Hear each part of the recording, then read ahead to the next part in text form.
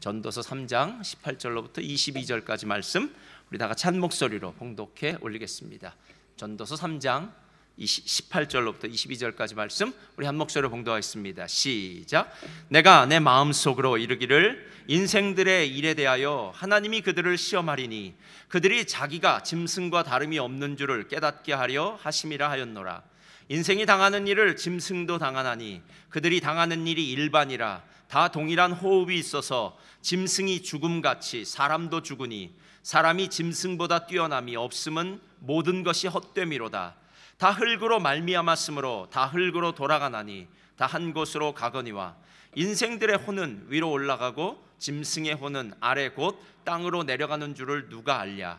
그러므로 나는 사람이 자기 일에 즐거워하는 것보다 더 나은 것이 없음을 보았나니 이는 그것이 그의 몫이기 때문이라. 그의 뒤에 일어날 일이 무엇인지를 보게 하려고 그를 도로 데리고 올 자가 누구이랴. 아멘. 오늘 말씀의 제목은요, 다 같이 읽겠습니다. 시작. 허무하십니까? 오늘 말씀의 제목 허무하십니다입니다. 우리 옆에 분들과 인사 나누겠습니다. 주님의 이름으로 축복합니다. 주님의 이름으로 사랑합니다. 주님의 이름으로 사랑합니다. 예, 우리 관 집사님도 오셨는데요. God bless you. 우리 믿음의 선포 한번 할 텐데요. 우리 교회 믿음의 선포 아시죠? 자, 시작하겠습니다. 믿음은 긍정적입니다. 믿음은 창조적입니다. 믿음은 소망적입니다. 나는 믿음의 사람입니다. 나는 주 안에서 행복합니다. 아멘. 여러분, 믿음의 선포와 고백은 아무것도 아닌 것 같아도요, 우리의 입에서 나오는 그 많은 말들 중에 정말 하나님이 기뻐하시는 말이 얼마나 될까라는 생각이 들었어요. 하나님 사랑합니다. 하나님 감사합니다. 하나님 찬양합니다. 하나님 영광 받으세요. 여러분, 실제로 우리의 입술에는요 그런 말만이 가득 채워져야 되는 것이 아닐까라는 그런 생각이 들었는데요, 믿음의 선포로 여러분의 삶 가운데 매 순간 믿음의 고백을 하시기를 주님의 이름으로 부탁드립니다. 저는 오늘 여러분들과 함께 허무하십니까? 라는 제목으로 함께 은혜를 나누기를 원합니다. 오카는 목사님이 어느 날 결혼식 주례를 부탁하려고 온 한 청년 부부가 이제 부부가 아니죠, 이제 결혼식을 부탁한 두 사람이 찾아왔다고 합니다. 그런데 이 사람들이 뭐 세상에서 잘 나가고 뭐 남부럽지 않게 정말 커리어를 쌓고 있는 두 청춘 남녀가 잘 만나서 이제 목사님에게 결혼을 부탁하러 왔는데요. 근데 와서 목사님에게 이런 부탁을 하더랍니다. 목사님, 이번 결혼식에서 부를 찬송을 좀 바꾸어 주세요. 그렇게 얘기하더랍니다. 그래서 목사님이 속으로 생각하면서 아니 장례식 찬송도 아니고 무슨 결혼식 찬송을 정해준 대로 부르면 되지 왜 굳이 바꿔달라고 그럴까라고 생각하면서 좀 속으로 마음이 조금 그랬답니다. 그럼에도 불구하고 또 본인이 바꿔달랬는데 안 바꿔줄 수 있겠습니까? 그래서 그래, 무슨 찬송으로 바꿔줄까라고 물었더니 결혼식의 분위기와는 조금 거리가 먼 찬송을 선택하더랍니다. 밤낮 주를 위하여 몸과 마음을 드리고 주의 사랑 나타내 햇빛 되게 하소서, 이 찬송을 해달라는 거예요. 그래서 결혼식에 왜 하필이면 이런 부담스러운 찬송을 선택했냐는 겁니다. 그 친구한테 말은 안 했지만 속으로 물어봤대요. 아니, 밤낮 주를 위해서 몸과 마음을 바치는 게 이게 얼마나 힘든지 아냐고. 여러분, 정말 힘든 일이잖아요. 아니, 세상에 이 어둠 가운데서 밝은 빛이 된다는 거, 이러려면 희생과 수고가 얼마나 따르는데, 아니 이 사람들이 남들이 봐도 잘 나가는 사람들인데 그냥 결혼식은 기쁘고 행복한 찬양 부르면 될 텐데 왜 이런 찬양을 부탁했을까라고 생각을 하면서 여러 가지 묵상을 하다가 이런 마음이 들었답니다.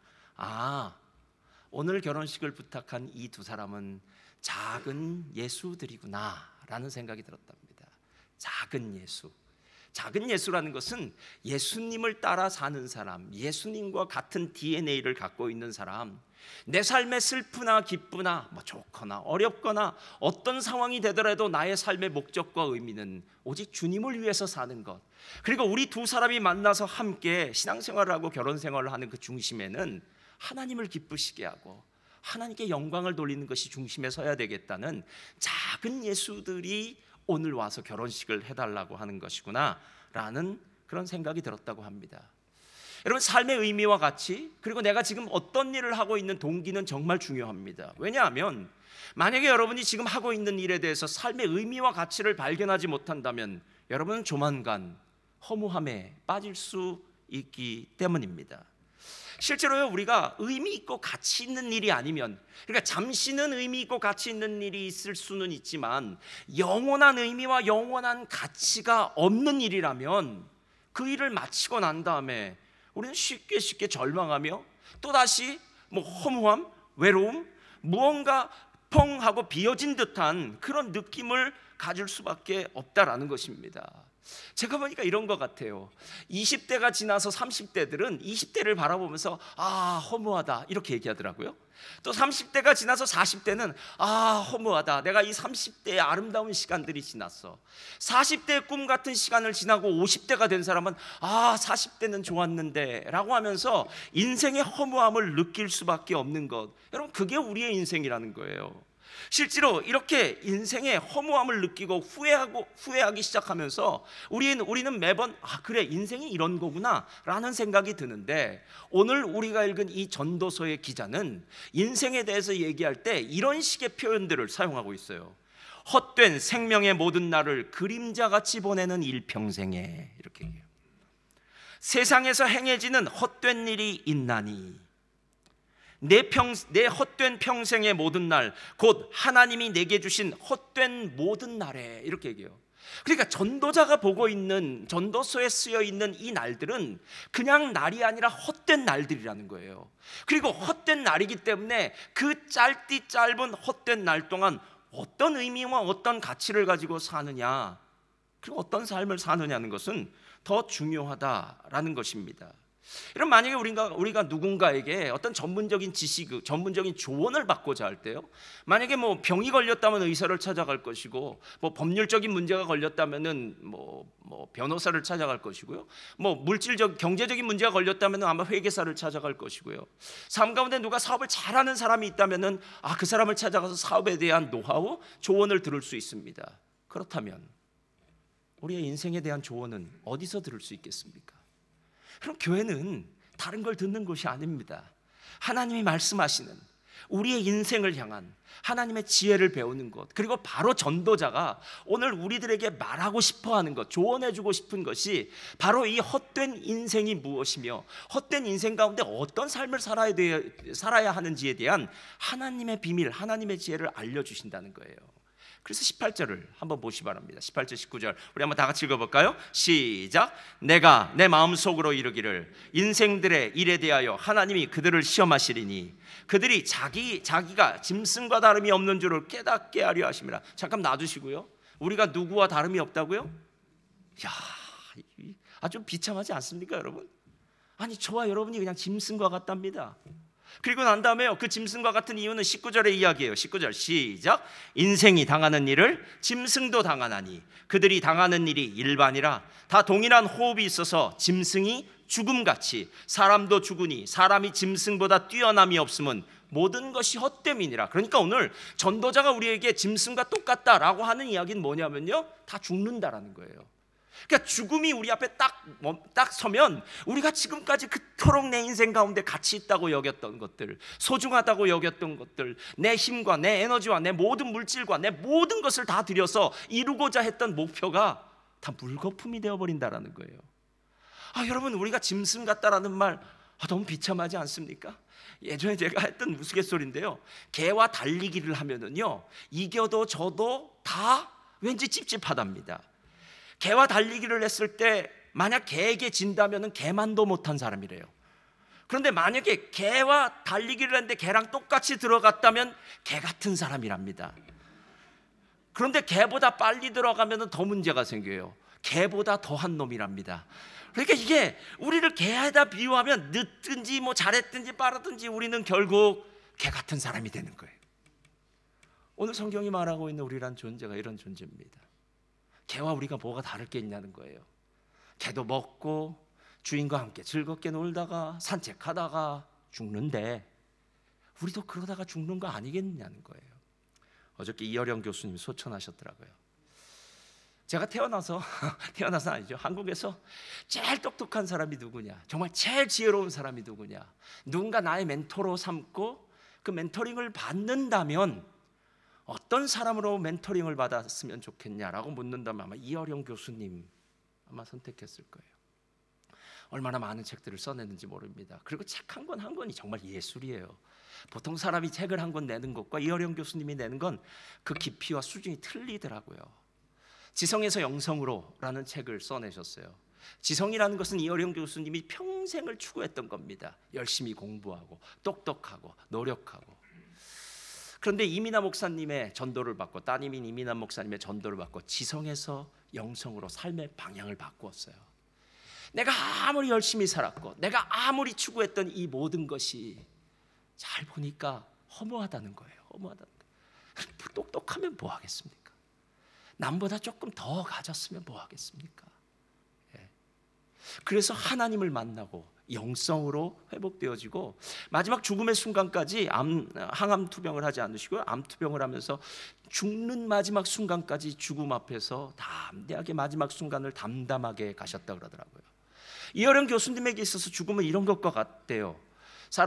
아이들이 이제 밖에 나가서 집 밖에서 놀지 않습니까? 막 아이들과 공기놀이를 할 수 있고 흙에서 장난을 칩니다. 그러면 해가 뉘어지고 어스름할 때에 이제 엄마가 부릅니다.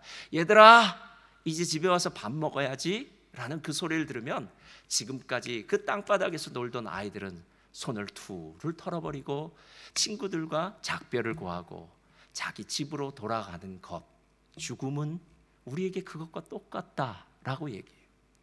그런데 그 위대한 이어령 교수님도 인간적인 눈으로 보면 결국 흙으로 돌아가는 허무한 인생, 헛된 인생이 아닐까라는 겁니다.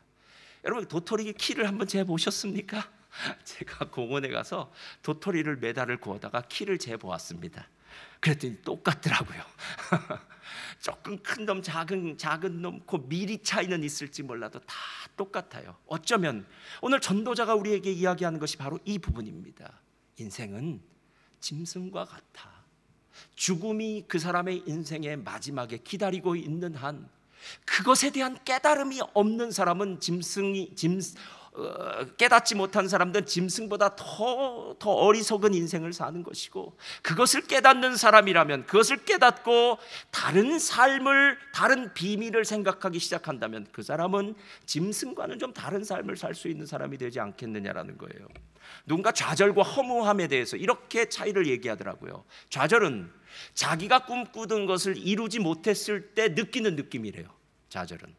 근데 험은 뭐냐면요, 자기가 그리워하고 꿈꾸던 그것을 이뤘을 때, 이루고 난 다음에 느끼는 게 허무함이랍니다. 아유, 이렇다면 허무는 얼마나 더 황당무계합니까? 이런 거랑 똑같아요. 이제 대학에 들어가면은 아주 신나는 대학 생활이 기다리고 있을 것 같아요.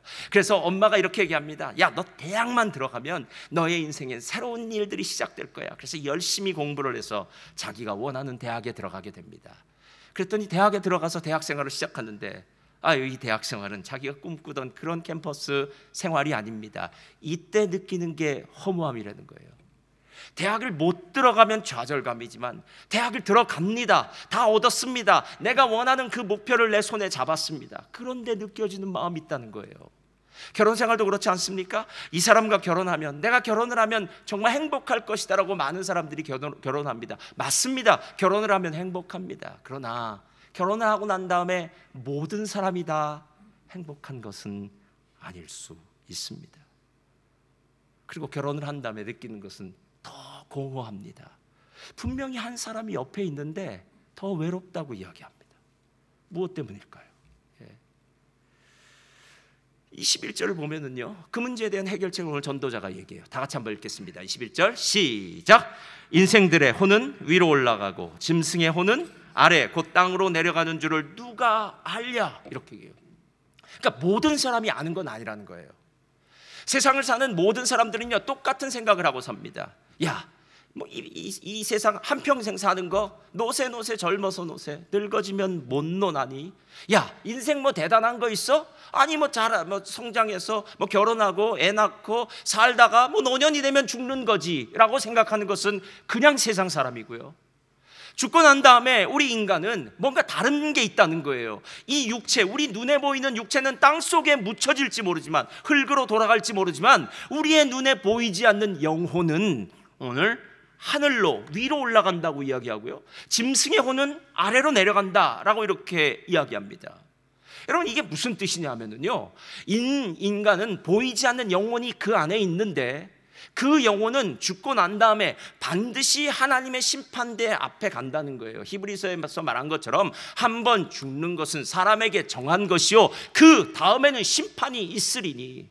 여러분이 그 부분에 대해서 뭐 수긍하시던 하지 않으시던, 인정하시던 하지 않으시건 상관없습니다. 하나님이 그렇게 말씀하셨어요. 우리가 죽으면 우리의 이 보이지 않는 영혼이 하나님의 심판대 앞에 가서요 선악간의 심판을 받습니다. 제가 오늘 여기 계신 분들은요 행복한 분들입니다. 할렐루야. 그 심판대 앞에서 두려워할 필요가 없습니다. 여러분, 누구를 믿으십니까? 예수 그리스도요. 예수 그리스도 안에 있는 자들은요 예수 그리스도로 말미암아 구원의 능력을 얻게 되는 줄 믿습니다. 그래서 여러분, 예수 믿는 것이 가장 행복한 일이에요. 심판대 앞에서 담대함으로 하나님 앞에 설 수가 있게 돼요. 그리고 영원히 하나님과 함께 천국에서 살 수 있는 그 놀라운 은혜가 있다는 겁니다. 자, 이게 무슨 뜻일까요 도대체? 짐승과 사람이 육체적으로 본능적으로 육적인 것으로만 보면 똑같이 산다. 그러나 하나님이 처음 인간을 창조하셨을 때 인간은 좀 다르다라는 거예요. 인간 안에는 영혼이 있는데 그 영혼은 하나님이 무언가 인간을 다른 존재, 특별한 존재로 만들고 싶어 했던 하나님의 마음이 있었다는 겁니다. 여러분, 요즘 개를 입양하시는 분들이 있고요, 또 우리 교회는 그런 분들이 아직 없지만 아기들을 입양하시는 가정들이 있어요. 이렇게 입양을 해요. 개도 입양하고 아기도 입양을 해요. 여러분, 개를 입양할 때 개를 입양하는 그 입양 그 부모가 아니죠. 그 입양하는 사람의 마음은 어떻습니까? 이 개를 이제 잘 키우고 잘 훈련시켜서 그리고 똑똑한 개가 되어서 나중에 내 유산을 이 개한테 물려주리라. 가끔 그런 미친 사람도 있더라고요. 그러나 보통 사람은 그런 얘기 안 해요. 내가 지금 이 반려견을 입양하는 이유는 나와 함께 살면서 내가 기쁘기 위해서죠. 옆에서 함께 즐거운 시간을 보내고 내가 그 개를 잘 케어하면서 또 나는 마음 가운데 기쁨을 얻고요. 그래서 그 반려견이라는 것은 나와 함께 어느 시간을 함께 공유하는 반려견이죠. 반려견. 근데 여러분, 만약에 아기를 입양했다면 얘기가 틀려요. 개는 개의 이름을 붙여줘요. 뭐라고 붙일까요? 요즘 잘 보면 우유라고 붙이기도 하고 검둥이라고, 하여튼 뭐라고 붙여 상관없어요. 그냥 개한테 성을 붙여주는 경우는 없어요. 근데 아기는 제일 먼저 오면 성을 붙여줘요. 그래서 내 성을 붙여줘요. 그러고 난 다음에 교육을 시켜요. 그리고 이렇게 얘기해요. 자, 이제는 내가 너의 엄마 아빠야. 그러니까 너는 이제부터 교육을 잘 받아서 훌륭한 사람이 되어야 돼. 그리고 더 기대한다면요, 너는 이제부터 우리 집의 일원이니까 우리의 가문을 빛내는 사람이 돼야 돼. 여러분, 이거 아닙니까? 여러분, 하나님이 우리를 향해서 가졌던 마음과 짐승, 개를 향해서 가졌던 마음은 완벽히 틀려요. 여러분, 하나님은 우리를 향해서 기대가 있어요. 우리가 잘 되기를 원합니다. 어쩌면 하나님의 이름을 우리가 똑같이 받기를 원해요. 그래서 하나님처럼 세상을 다스리는 자가 되기를 원하고 하나님처럼 거룩한 자가 되기를 원하고 하나님의 영광이 우리 가운데 머물러 있기를 원해요.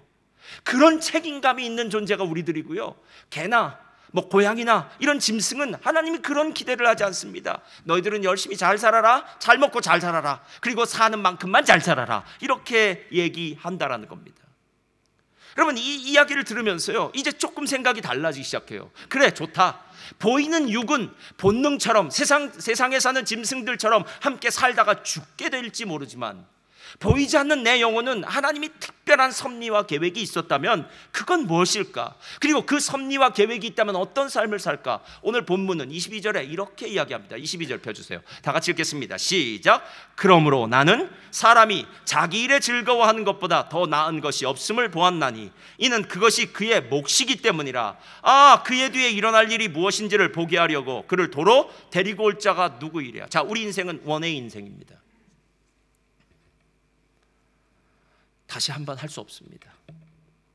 원웨이 인생이라는 것은요, 여러분이 지금 이 자리에서 시간을 보내고 있는 건 다른 어떤 것들과 바꿀 수 없는 가장 소중한 것이라는 거예요. 여러분은 지금 이 시간에 오스본 어베뉴 157에 오셔서 하나님께 공동체와 함께 예배드리기로 선택하시고 결정하셨고요, 함께 이 시간 예배드리고 있어요. 제가 물을 테니까 속으로 한번 대답해 보십시오. 여러분의 선택에 후회하십니까? 오늘은 날씨가 좋은데 밖에 나가서 브런치 먹으면서 놀걸 이라고 생각하십니까? 아니면 혹시나 그런 마음이 살짝 들었었는데 오늘 와서 예배드리니까 정말 좋다, 할렐루야, 할렐루야, 그런 거 아닙니까 여러분? 자, 여기서 아주 중요한 두 가지 말이 있어요. 그게 뭐냐, 이거예요. 나는 사람이 자기 일에라고 한 자기 일이라는 게 있어요. 자기 일. 그러니까 우리 모두에게 다 자기 일이 있어요.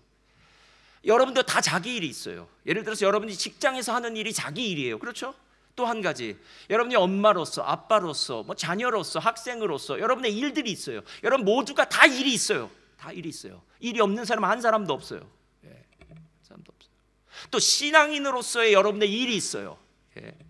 사무엘 선지자는 마지막에 사무엘 선지자가 자리를 은퇴하면서 이렇게 얘기해요. 내가 너희를 위하여 기도를 쉬는 죄를 범치 않겠다, 이렇게 얘기해요. 이스라엘 백성들을 향해서 사무엘 선지자는 사무엘 선지자는 왕, 제사장, 선지자, 이 세 가지의 직무를 다 갖고 있던 위대한 선지자였어요. 그가 마지막에 하는 이야기예요.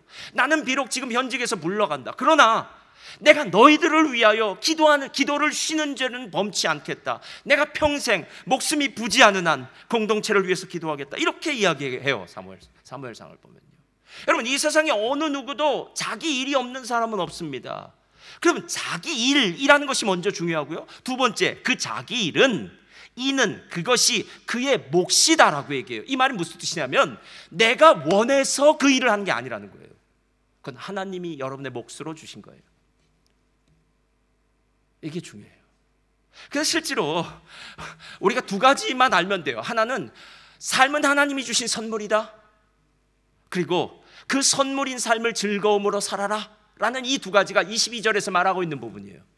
삶은 하나님이 우리에게 특별하게 주신 선물이다. 내가 지금 하고 있는 일은 그냥 내가 이민 와가지고 어찌 하다 보니까 가다 보니까 친구 따라서 가다 보니까 별 수 없어서 내가 본래 한국에서 하던 일은 이런 큰 일이었는데 여기 와서 보니까 남들처럼 이 일을 하고 있어 라는, 그게 아니라는 거예요. 여러분, 내가 어찌하다 결혼을 해서 아이를 낳았으니까 어찌하다 엄마라는 이름을 받았어, 아빠라는 이름을 받았어. 그래서 내가 엄마의 일을 하는 거고 아빠, 이거 아니라는 거예요. 여러분, 많은 사람들이 착각하는 이유가 무엇인 줄 아십니까? 이건 내가 선택한 일이라고 생각해요. 왜냐하면 여러분이 그 공부를 했고 그 일을 어플라이했고 그 직장을 다니기 때문에 그래요. 그러나 여러분, 그 모든 것은 다 여러분의 생각이에요. 하나님이 허락하시지 않으면 잠새 한 마리가 두 아사리온에 팔리는 것도 되지 않아요. 요즘은 염색약이 있으니까 저처럼 머리 이렇게 검게 해도 되지만 하나님의 뜻이 아니면 머리털 하나도 검게 희게 할 수 없는 게 우리들입니다. 여러분, 하나님이 허락하지 않은 일이 있겠어요? 목사님, 이 일은 그래도 제가 선택한 것 같아요. 이건 하나님 뜻과는 좀 달라요. 그럼 제가 여러분에게 이런 부탁을 드립니다. 기도하십시오. 그것이 하나님이 여러분에게 주신 천직이죠. 천직이 아니라고 생각하면 기도하십시오. 그리고 하나님께 구하십시오. 천직이 아니라면 그만두십시오. 왜냐하면 여러분의 그 짧은 인생을 천직이 아닌 일로 낭비하기엔 우리의 인생이 너무 짧아요. 그리고 나중에 하나님의 심판대 앞에 섰을 때 여러분 뭐라고 얘기하시겠어요? 하나님이 주시지 않은 일을 한 거 아니에요. 그렇다면 하나님과 계산할 게 없네요. 왜냐하면 이건 완전히 문제지를 잘못 가져간 거하고 똑같아요. 문제를 잘못 본 거랑 똑같아요. 하나님은 우리에게 이렇게 말씀하세요. 이건 내가 너에게 준 일이야. 다른 사람 말 듣지 마. 내가 너에게 준 일이니까 즐거워해 라고 얘기하는데 우리는 이렇게, 아닙니다 하나님, 이건 내가 선택한 일이에요. 내가 어찌해서 이렇게 선택한 일이에요 라고 얘기한다면 여러분 기도하세요. 하나님이 여러분의 삶 가운데 그것을 천직이라고 느끼게 해주시던지 아니면 여러분의 직업을 바꿔주실 겁니다. 그래서 정말 즐거운 일을 하시기를 바랍니다. 왜냐? 그것이 바로 오늘 하나님이 허무함을 이길 수 있는, 세상에서 의미와 가치 있는 삶을 살 수 있는 목적이기 때문이에요. 여러분, 이 하나님이 나의 삶, 나를 특별하게 여기셔서 이 일을 주셨다는 생각을 순간순간 잊어버리면요, 우리는 감사가 나오질 않아요. 그리고 어떤 일을 하다가 몸이 힘들면 불평하고 짜증을 내요. 그리고 만약 직장에서 누군가가 조금 힘든 일이 벌어지면요, 반드시 그 힘듦을 가족 구성원이나 다른 사람들에게 화를 내거나 분노를 내요, 여러분. 그래서 하나도 축복이 아니에요.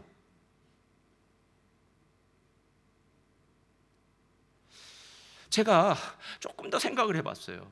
정상인으로 살다가 맹인이 된 사람이 힘들까? 아니면 날 때부터 맹인으로 태어난 사람이 힘들까라고 생각했어요. 그랬더니 아무리 생각해도 날 때부터 맹인이 훨씬 쉬울 거예요. 그러니까 정상인으로 살다가 맹인 된 사람이 힘들 겁니다. 왜냐하면 정상인이었을 때 경험했던 게 있을 거 아니에요.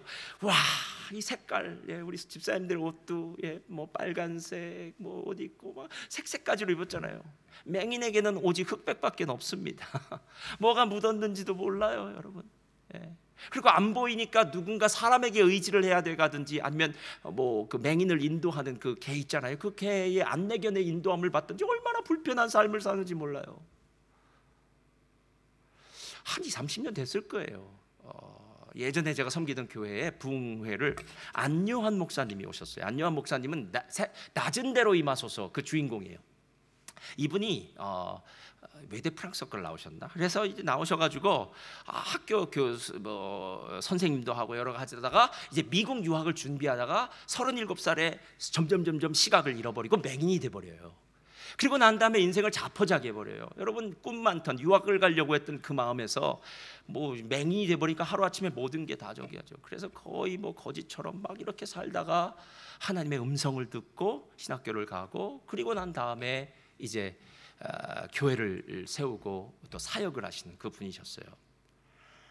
그분이 오셔서 이제 설교를 다 끝냈어요. 끝내고 난 다음에 마지막에 이제 끝나고 나니까 이제 제가 강사님하고 같이, 그때 왜 아이스크림 집을 간지 몰라도 아이스크림 집을 가서 이제 아이스크림을 먹었어요. 그때 금요일 날 저녁 때. 근데 그분이 이렇게 얘기하는 거예요. 가끔 요즘 이제 개안 수술이라고 하잖아요. 이렇게 눈 이렇게 다시 복원하고 이렇게 볼 수 있는 그런 수술이 있는데, 목사님도 혹시나 그런 수술을 받을 수 있냐고 제가 진짜 물어본 것 같아요. 뭔가 그런 비슷한 대화를 한 것 같아요. 근데 그 목사님 저한테 얘기하기를 자기는 맹인으로 계속 있겠다는 거예요. 이게 감사되는 거예요. 그래서 제가, 아니 어떻게 맹인이 감사할 수 있습니까? 눈이 떠져야지요 라고 이렇게 물었어요. 아니래요. 자기는 맹인인 채로 이렇게 사는 게 너무 감사하대요. 너무 감사해요. 그래서 제가 그때 이런 생각이 들었어요. 그렇구나. 뭐가 잘 돼서 남보다 많은 것을 가져서 내가 원했던 것을 다 이루어서 기쁘거나 즐겁거나 감사한 게 아니라, 사람은 마음으로 감사를 선택하기 나름이겠구나 하는 생각이 들었어요. 그러니까 아무리 쓰레기 더미에 정말 비참하고 처절한 삶을 살고 있다고 하더라도 난 행복해? 라고 생각하면 행복한 거예요. 정말 그 큰 집에, 아니면 뭐 정말 아름다운 그 집에, 예? 샤워기를 틀면은 뜨거운 물 콸콸콸 나오고, 냉장고에 뭐 정수기에 물, 뭐 모든 게 다 갖춰져 있는 곳에서 나는 왜 이런 곳에 살고 있냐라고 얘기한다면, 불평한다면, 그 사람은 아마 그 좋은 집에서 지옥과도 같은 삶을 살 거예요. 디모데전서 4장 4절과 5절을 보면 이렇게 얘기해요, 바울이요. 하나님께서 지으신 모든 것이 선하매 무엇으로 받으라고요? 감사함으로 받으면 버릴 것이 없나니 하나님의 말씀과 기도로 거룩하여집니다. 여러분, 좋은 것만 감사의 대상이 아니라는 거예요.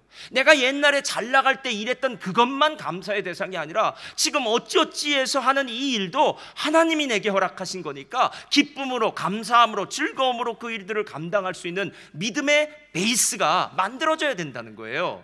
하나님이 지으신 모든 것이 선하답니다. 전 이 뜻이 무슨 뜻인지 알아요. 왜냐하면 가끔 배가 고파봐야 음식을 먹을 때 감격하고 기쁘고 소중해요. 그렇지 않나요, 여러분? 가끔 인생 가운데 건강의 문제가 조금 생기고 나면요, 그 다음에 건강이 얼마나 감사하고 행복한지 몰라요. 예. 얼마 동안 예를 들어 걷지 못하고 뭐 누워있는 사람이라면요, 걷는 게 얼마나 행복하고 기쁜지 모릅니다. 예.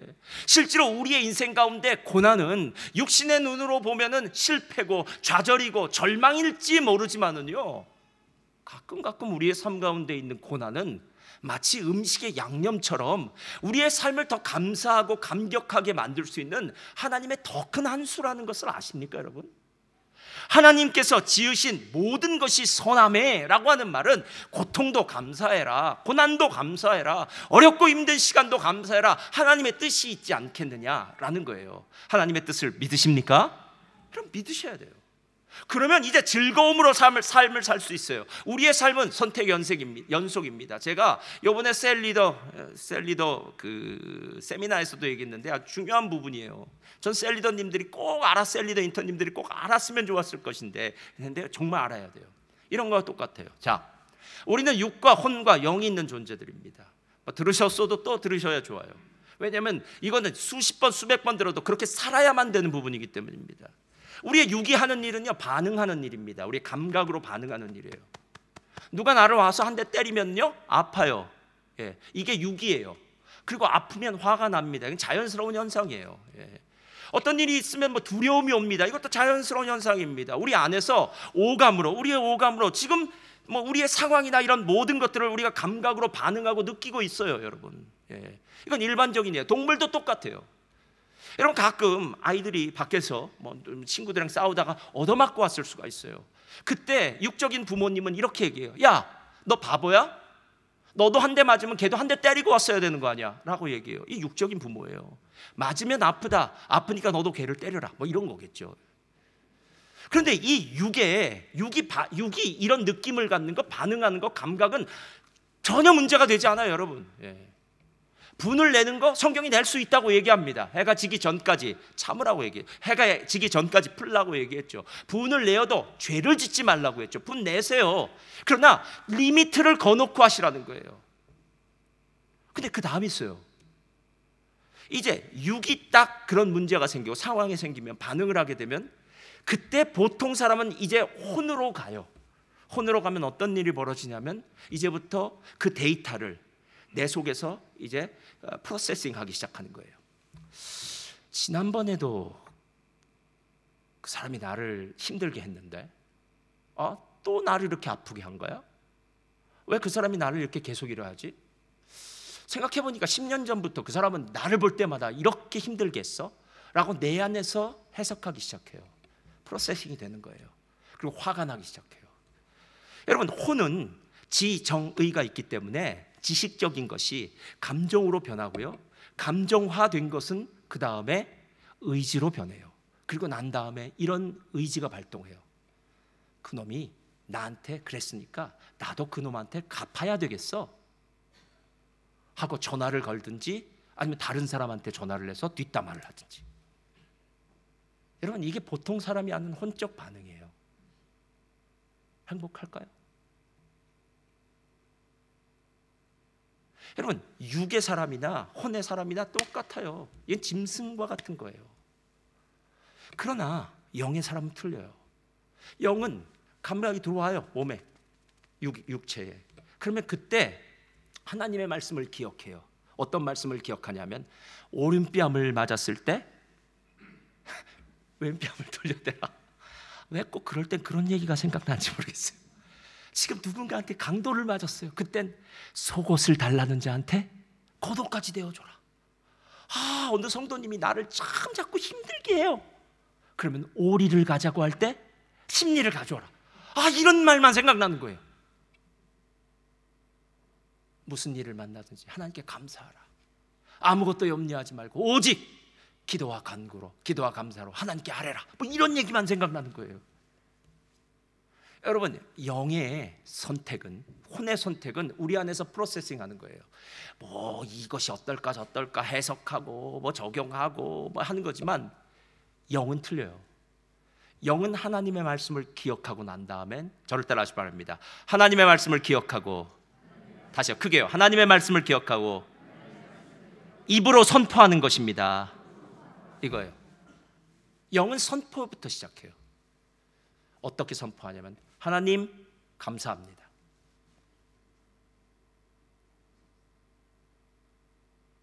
지금 분명히 육은 처절한 아픔 가운데 너무 힘들어요. 그래도 영의 사람은 그때 이렇게 얘기하는 거예요. 하나님 감사합니다. 거기서 조금 더 나간다면요, 하나님을 찬양합니다. 네요. 이게 할렐루야예요. 여러분들이 너무 길까봐 하나님이 네자로 만들어주셨어요. 할렐루야.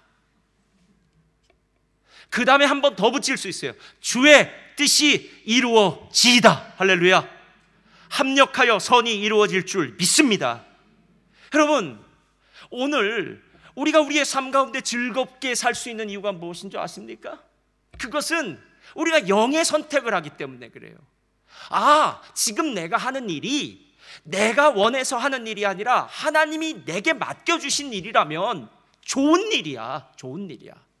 그리고 이 일을 통해서 하나님은 영광 받으실 거야. 그러니까 나는 다른 모든 혼적인 생각, 혼적인 의지 다 끊어버리고 믿음으로 선포할 거야. 하나님 감사합니다. 하나님이 모든 일들을 주의 뜻 가운데로 인도해 주시고 합력하여 선을 이루실 줄 믿습니다.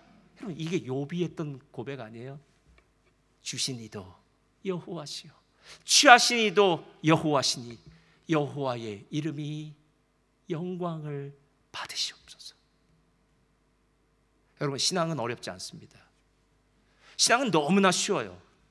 그러나 여러분들이 선택을 할 때마다 영적이냐 혼적이냐를 여러분이 원하는 대로 생각하지 않고 선택하기 때문에 그래요.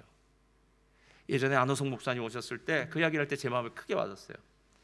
여러분, 누군가가 이번에 우리 아들이 대학에 떨어질지 붙을지 아니면 우리 남편이 승진할지 안 승진할지를 그 자리에서 알고 싶어 한다면요, 점쟁이를 찾아간다고 합니다.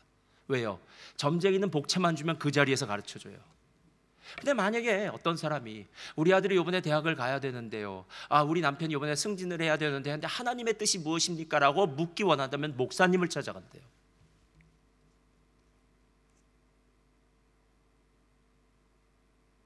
그럼 누굴 찾아가십니까? 이미 여러분이 결정한 거예요. 어떤 신앙인은 이렇게 한심한 얘기도 해요.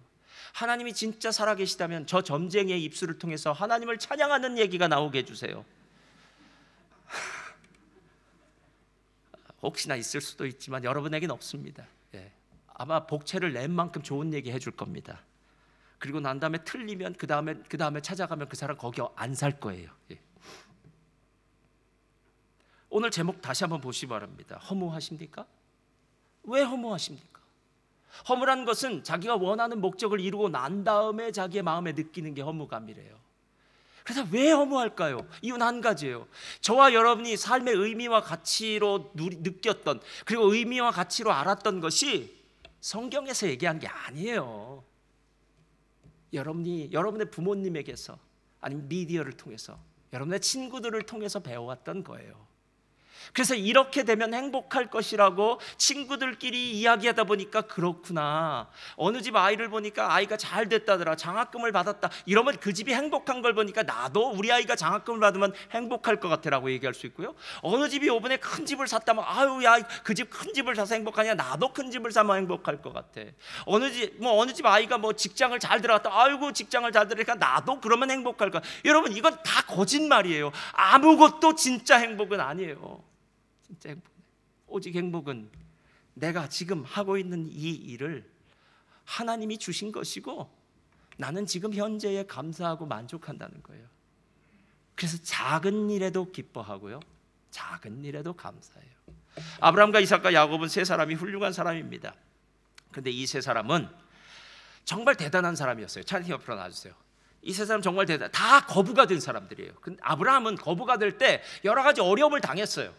아내를 애굽의 바로 왕한테 이렇게 넘어가기도 하고 다시 돌리기 하는 뭐가 어려웠어요. 조카인 롯과 만났다가 헤어지기도 하고 어려웠어요. 아브라함은 어려움 가운데서 거부가 됐어요. 실은 야곱은 거부가 됐는데 자기의 노력으로 거부가 됐어요. 야곱은 얼마나 열심히 노력했는지 몰라요. 여러분, 야곱이라는 사람을 깊이 들여다보면 야곱은 정말 불철주야 일한 사람이에요. 얼마나 열심히 일한 사람인지 몰라요. 야곱은 대단해요. 그래서 부를 얻었어요. 근데 이삭은 틀려요. 이삭은 어느 날 하나님 앞에서 아유 가나안에 기근이 들었는데요, 어떻게 해야 될까요? 애굽으로 내려가려고 합니다. 그때 하나님 내려가지 말래요. 너는 그냥 여기 거하라고 합니다. 그래서 그냥 블레셋 땅에 거해요, 이삭은. 그랬더니 블레셋 땅에서 농사를 지었더니 100배의 복을 받았대요. 성경에 유일무이하게 나오는 말이 창세기 26장에 이삭이 받은 100배의 복입니다. 그리고 난 다음에 이런 얘기를 해요. 가서 농사를 지려면 우물이 있어야 될 거 아니에요. 그래서 이쪽에서 우물 파면 또 블레셋 사람들이 와서 뺏어가고, 이쪽에서 우물 파면 또 뺏어가고. 근데 싸우지도 않아요. 왜냐면 나는 하나님과 함께 있는데, 하나님이 좋으신 분인데 더 좋은 것을 주시겠지.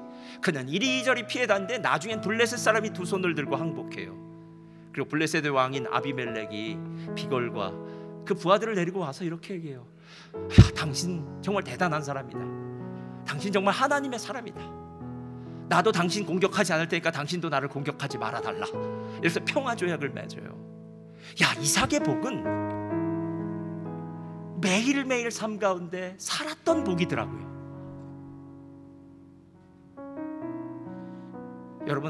여러분의 삶이 힘든 거 압니다. 힘든 거 압니다. 나이가 드신 분들은 몸이 힘들 수 있고요, 젊은 사람들은 미래에 대한 것들도 힘들 수 있고요, 여러 모양으로 힘든 거 압니다. 그러나 오늘 진짜 그 힘듦이 내가 자꾸 내 자신에 대한 혼적인 프로세싱이 아니냐는 거예요. 내가 이 나이에 이렇게 해야 되나, 이렇게 하면 나중엔 어떻게 되지, 이런 생각 내려놓으시고요. 하나님이 주셨어. 하나님 좋으신 분이야. 이 일을 통해서 하나님 영광 받으시기 원하셔. 나는 이 일을 통해서 즐겁게 살 거야. 여러분, 이 결단을 하시고 하나님을 찬양하시면 놀라운 역사가 있을 줄 믿습니다. 이번 주에는 숙제가 있습니다. 시편 100편 말씀, 너무 쉽죠? 100편입니다. 100. 시편 100편을 여러분이 직장 나가시기 전에 한번 외우십시오. 읽어보십시오. 외우십시오. 시편 100편의 말씀을 직장에서 집으로 돌아갈 때 다시 한번 읽어보십시오. 그러니까 직장에 나갈 때, 직장에서 돌아올 때 한 번만 읽어보세요. 그리고 여러분의 마음 가운데 어떤 마음이 드는지 한번 생각해 보세요. 놀라운 변화가 일어날 거예요.